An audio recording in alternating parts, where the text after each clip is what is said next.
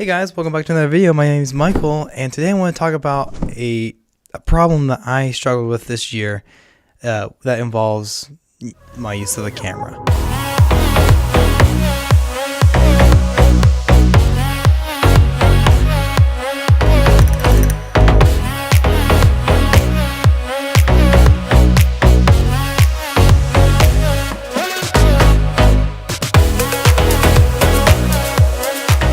So tell me, what did you think about that opening right there?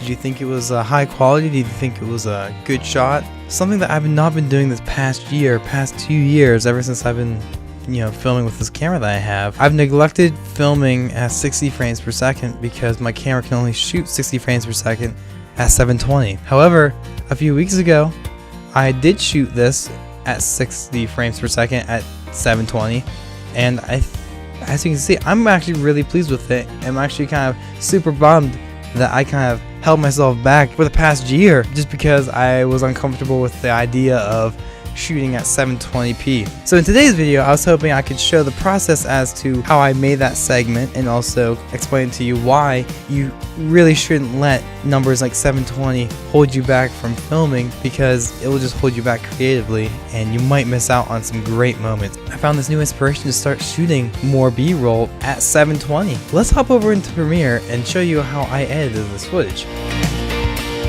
Right here we have our timeline, and I already have the song. This footage that we're filming and editing with is 720p, so it isn't able to fill the 1080 sequence unless we increase the size, and so that's exactly what we're going to do. And to increase 720p to 1080, to scale it up, you want that to be 150. However, I don't want to use this footage.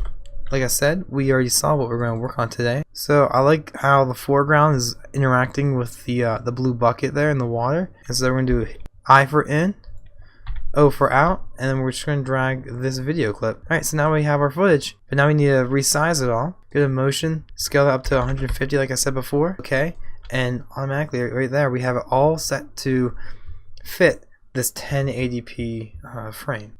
Right click your footage, go to speed/duration, and I like to slow it down to 40%. Let's start doing it to the others. So now that we have all our footage scaled up for our 1080p canvas, and we have all our footage slowing down to 40%, let's take a look at what we have so far and see what we're going to do to make it even smoother.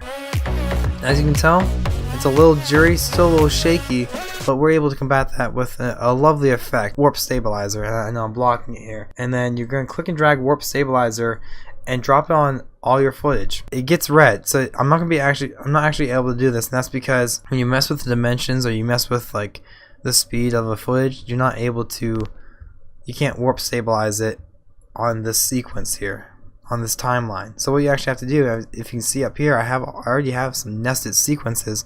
That's what you have to do. You're gonna have to nest each of these individually and put the warp stabilizer on the nest. Let's Control Z that. Let's right click this footage, select nest. I'm not gonna give it a title, but you can hit OK. It's gonna turn it to green. Now we can simply drag and drop warp stabilizer on each and every piece of footage. Oh wow, this is already done too. Wow, they're already done. Shoot, that's actually pretty fast. I'm pretty impressed. But up here you can see 45, 55, 60, frames. This frames out that many. Nice. Look at that. And we're well on our way. And I'm not gonna lie, if you don't have a pretty decent computer, warp stabilizer will take you a bit of time. So now let's take a look at the footage once we have warp stabilizer. I didn't really mess with any of the effects. I kept it all the same. I will lower smoothness down, usually down to like 20 or 25%, maybe even lower. But let's see what 50% looks like.